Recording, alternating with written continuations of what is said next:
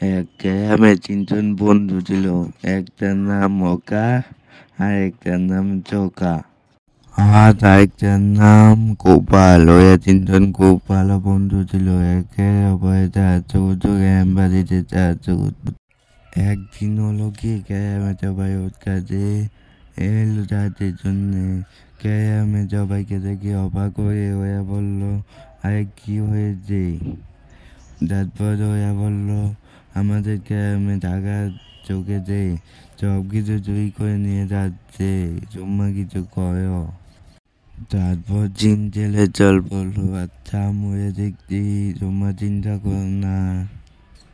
তারপর গ্রামবাসীরা বললো, যা করে তাড়াতাড়ি করে বাবু, আমাদের সব কিছু চুরি করে নিচ্ছে, গয়না। পরে একদিন রাতে ওরা বুদ্ধি করলো চোরকে ধরবে।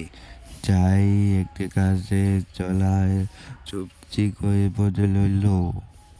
তারপর ওরা দেখলো চোর এসেছে।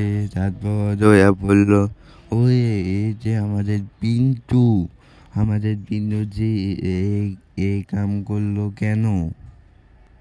ডাকলো, ও পিন্টু।